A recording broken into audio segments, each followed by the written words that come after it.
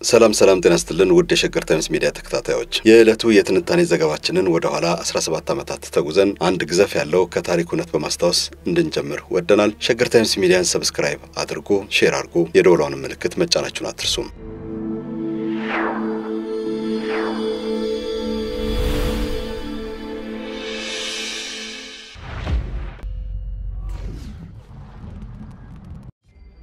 የአሜሪካ መንግስት ለወያኔ ቀጠን ያለ ትዕዛዝ አስተላልፎለታል። ከነጭ ቤተ መንግስት ለምኒልክ ቤተ መንግስት የተላለፈውን ጥብቅ ትዕዛዝ እነ መለስ ዜናዊ እየጎመዘዛቸውን ቢሆን ተፈጻሚ ለማድረግ ወስነዋል። ወደሽ ከተደፋሽ ቢረግጡሽ አይክፋሽ አይደል ቢሉስ። በዚህ በኩል ደግሞ ቁጥራቸው ከ10 የማይበልጥ ምሁራን ሰሜን ሆቴል ውስጥ በዝግ እየመከሩ ነው። ስብሰባውን የሚመሩት የኢኮኖሚክስ የጂኦግራፊ ምጡቅ ሁለት ምሁራን ሲሆኑ ሁለቱ ጉምቱ ምሁራን አንዲት ወጣት የህግ ባለሙያና ሌላ በእድሜም በእውቀትም በሰል ያሉ የህግ ምሁራን በማካተት በሚያካሂዱት ትልቅ ስብሰባ ላይ ሌሎች 6 የፖለቲካ ምሁራንንም ተሳታፊ እንዲሆኑ አድርገዋል። ይህን ስብሰባ የምኒልክ ቤተ መንግስት ሰዎች ጠንቅቀው ስለሚያውቁ ከሰሜን ሆቴል ትንሽ ወረድ ብሎ የሚገኘው የኢትዮጵያውያን ማሰቃያ ቤት አዛዦችና ተራ ወታደሮች በአይነቁራኛ እየተመለከቱት ነበር። ሁለቱ ምሁራን ቀደም ሲል በአዲስ አበባ ዩኒቨርሲቲ አስተማሪነታቸው ወቅት የተነሳን አመጽ መርተዋል ተብለው በወያኔ ስለተጠረጠሩ እያንዳንዱ እንቅስቃሴያቸው በደህንነት ሰዎች ክትትል ስር ከወደቀ 4 ዓመታት ተቆጥሯል። ወጣቷ የህግ ምሁር ደግሞ ስያ አብራ የተባለን ነውጠኛ ወያኔ ከመለስ ዜናዊ ጋር በፈጠረው የትከሻ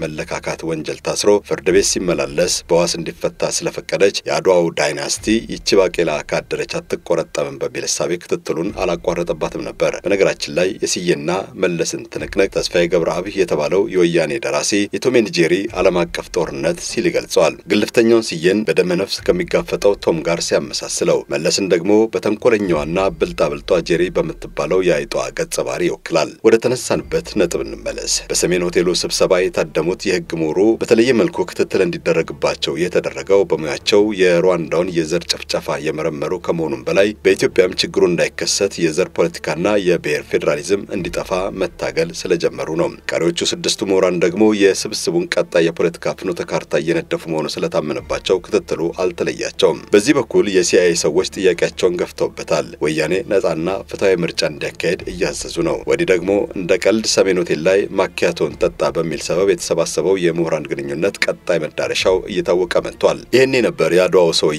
መላይ ዘይደውና የሰሜን ሆቴሉን ስብስብ የሚቀላቀል የራሱን ሰው መርጦ በአባልነት የደባለቀው። መለስ ወደ አዲሱ ገበያ ስብሰባ የላከው ሰውዬ ጥሩ ተናጋሪ ከመሆኑም በላይ ኢህአዴግን በግልጽ የሚተች የተቃዋሚ ፓርቲ መሪ ስለሆነ በመጠነኛ ጥርጣሬ ብቻ ስብስቡን እንዲቀላቀል ተፈቀደለት። እዚህ ላይ የምሁራኑ ስብስብ ታሪክ ይቅር የማይለው ስህተት መፈጸሙን ቆይቶ መረዳቱ ታውቋል። ግን ምን ዋጋ አለው? ጅብ ከሄደ ውሻ ቢጮህ ምን ይጠቅማል? የምሁራኑ ስብስብ አድማሱን እያሰፋ ወደ ቸርችል ሆቴል በመውረድ አንድ ቁጡ ባለጸጋ የሚመሩትን ፓርቲ አብረን እንስራ ሲል ጥያቄ ያቀረበለት። ግብዝ ናቸው የሚባሉት ባለጸጋው ፖለቲከኛ የምሁራኑን ስብስብ ቅንጣት ታክል ባይጠራጠሩትም እስቲል አስብበት ሲሉ ጊዜ እንዲሰጣቸውና የስብስቡን አባላት ሲመለከቱ አይናቸው አንድ ወጣት ላይ አረፈ። ያን ወጣት ጠንቅቀው ያውቁታል። ጊዮን ሆቴል ፊት ለፊት ቢሮ ከፍቶ ፓርቲ ከመምራቱ በፊት ቸርችል ሆቴል ጎን ከሚገኘው የመኢአድ ቢሮ ውስጥ በአባልነትና በአመራርነት ዘመኑ የሰራውን ሸፍጥና ደባ ያውቁታል። ያንን ወንጀሉን ልርሳለት ቢሉ እንኳ የአንድ ከባድ ሰው አጽም የሚረሳለት አይሆንምና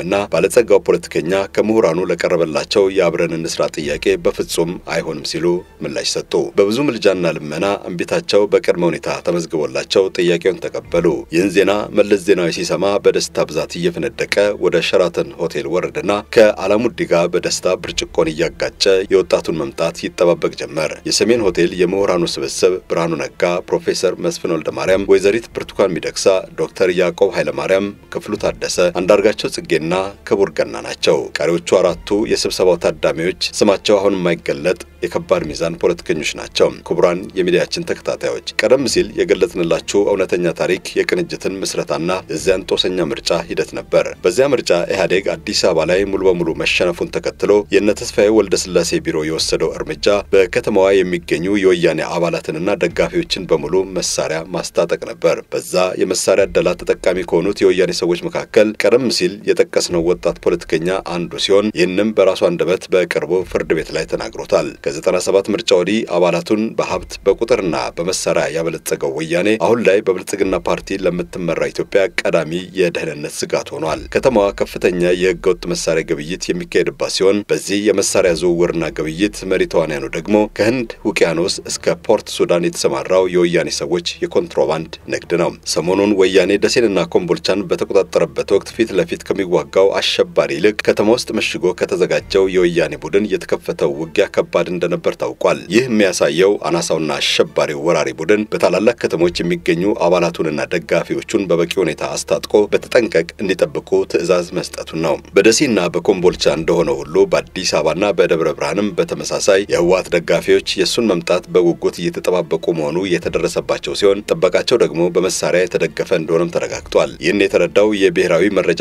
ደህንነት አገልግሎት ከአዲስ አበባ ከተማ አስተዳደር ጋር በመጣመር በከተማዋ የሚገኙ የጦር መሳሪያ ባለቤቶችን መሳሪያቸውን እንዲያስመዘግቡ ጥሪ አቅርቦላቸዋል። በዚህ ላይ ሁለት መሰረታዊ ጥያቄዎች መነሳታቸው አይቀርም። የመጀመሪያው ጥያቄ በአዲስ አበባ ከተማ የሚገኙ የወንበዴው ቡድን ደጋፊዎች ቁጥራቸው በርካታ ከመሆኑ በላይ ከአንድ በላይ መሳሪያ ያላቸው ጁንታዎች መሆናቸው ነው። እነዚህ ከሃዲዎች መሳሪያቸውን ለወያኔ ናፋቂዎች እየሰጡ ሊያስመዘግቡ ቢችሉም በመሳሪያቸው ወያኔን ለመፋለም ፈቃደኛ እንደማይሆኑ ይገመታል። ፈቃደኛ ነን ብለው ለዘመቻ ቢነሱ እንኳን ታማኝነታቸው ለወያኔ እንጂ ለኢትዮጵያ ባለመሆኑ በዘመቻው ሊካፈሉ ይችላሉ ብሎ መጠየቅ ይገባል። ሁለተኛው መሰረታዊ ጥያቄ ደግሞ ቤታቸውን አላስፈትሽም ብለው ተኩስ በመክፈት ከተማዋ የሽብር ቀጠና እንድትሆን ሊያደርጉ ይችላሉና መንግስት በዚህ በኩል ያሰበው ምንድነው የሚለው ነው። እዚህ ላይ በፍጹም ሊዘነጋ የማይገባው አንድ ወሳኝ ቁም ነገር አለ። ኢትዮጵያን ለማፍረስ ሲኦል ደጃፍ ድረስ እንሄዳለን ብሎ ምሎ የተነሳ ቡድን ለደጋፊዎቹ የሰጠው መመሪያ ላይ መሞትን እንዳይፈሩ ከሞት ይልቅ የህወሓትን ዓላማ አለማሳካታቸው ሊያስፈራቸው እንደሚገባ አስጠንቅቋቸዋል። በመሆኑም እስከ ሞት ድረስ ታማኝ ለሆኑለት የሽብር ቡድናቸው የሚሰሩ የአዲስ አበባ ጁንታዎች የጦር መሳሪያ አናስመዘግብም ቤታችንንም አናስፈትሽም ብለው ረብሻና ሽብር ሊፈጥሩ እንደሚችሉ ይጠበቃል። በመሆኑም የአዲስ አበባ ከተማ አስተዳደር የደህንነትና የጸጥታ ግብረ ኃይል ከፍተኛ ጥንቃቄ በተሞላበት መልኩ ፍተሻውን ሊያካሄድና የጸጥታ አባላቱም እንዳይሰውበት ከፍተኛ ጥንቃቄ ሊያደርግ ይገባል። በእርግጥ ቁጥሩ የማይናቅ ወጣት የከተማውን ሰላምና ደህንነት ለመጠበቅ ስልጠና ወስዶ በተጠንቀቅ ላይ መሆኑ ቢታወቅም ወያኔ ለኩይ ዓላማው በየመስኩና በየዘርፉ ሰርጎ ገብ አባላትን ማሰማራቱ ይታወቃል። በቅርቡ በደሴ የሆነውን ጠቅላይ ሚኒስትሩ ሲገልጹም ምቹ አጋጣሚ የሚጠብቁ የወያኔ አባላት ተልዕኳቸውን ያሳዩበት ነበር ማለታቸው ይታወሳል። ለዚህም አዲስ አበባ ላይ ከፍተኛ ጥንቃቄ ማድረግ እንደሚገባ በሰጡት ማሳሰቢያቸው ላይ የመንግስት መስሪያ ቤቶች ኢላማ መሆናቸውን ተናግረው ነበር። አዲስ አበባ ላይ ደግሞ ስጋቱ የሚከፋው በሶስት ምክንያት ነው። አንደኛ ወያኔ የ97 ምርጫን ተከትሎ ደጋፊዎቹን ከትግራይ ክልል በገፍ እያፈለሰ አዲስ አበባ ውስጥ ማሰማራቱና በኢኮኖሚም ማበልጸጉ ቀዳሚው ምክንያት ነው። ኮንዶሚኒየም ቤቶችን ያለ ማስረጃ ጭምር እየሰጠ ያበለጸጋቸው ደጋፊዎቹ መሳሪያም እንዲታጠቁ ማድረጉ አይካድም። ሌላው የስጋት መነሻ የሚሆነው ከተማዋ ከፍተኛ ህገወጥ የጦር መሳሪያ ክምችት በመያዝ ሁለተኛ ደረጃ ላይ መቀመጧ ነው። ከመተማ መስመር ቀጥሎ አዲስ አበባ በርካታ ህገወጥ የጦር መሳሪያ የሚገኝባት ከተማ መሆኗ ይታመናል። ይህ ማለት ደግሞ በጥንቃቄ ፍተሻና ክትትል ካልተደረገባት ከተማዋ የሽብር ማዕከል እንዳትሆን ያሰጋል። በመሆኑም መንግስት ነገ ዛሬ ሳይል አዲስ አበባ ላይ የመሳሪያ ምዝገባ ፍተሻና ቁጥጥር ማድረግ ይኖርበታል ማለት ነው። ይህን ማድረግ ካልቻለ ወይም ለሰከንድም ቢሆን ቸልተኝነት ከታየበት ነገሮች በጣም በከፋ መልኩ ይከወናሉ ማለት ነው። ለነገሩ አሁን መንግስት ቸልተኛ ልሁን ቢልም ቸልተኛ እንዲሆን የሚፈቅድለት የሚኖር ሰው ያለ አይመስልም። ይህን ደግሞ ጠቅላይ ሚኒስትሩ ራሳቸው ለወያኔ ዳግም ባርነት የሚፈቅድ ኢትዮጵያዊነት የለም ሲሉ መናገራቸው ይታወሳል። ወያኔን አንፈልግም ማለት ደግሞ መንግስት ከጎን ሆነን እየደገፍን ነውና በርታ እንዳትዳከምና እንዳትዘናጋ አደራ የሚለው ህዝብ ከጀርባው ነው። ህዝብን ያሰለፈና ምክንያታዊ ጦርነት የሚያደርግ ደግሞ ሁሌም ያሸንፋል። የተወደዳችሁ የሸገር ታይምስ ሚዲያ ተከታታዮች የዕለቱን የትንታኔ ዘገባችንን በዚሁ ቋጨን። ሸገር ታይምስ ሚዲያን ሰብስክራይብ አድርጉ፣ የደወሏንም ምልክት መጫናችሁን አትርሱ። ለሌሎችም አጋሩ። መልካም ጊዜ።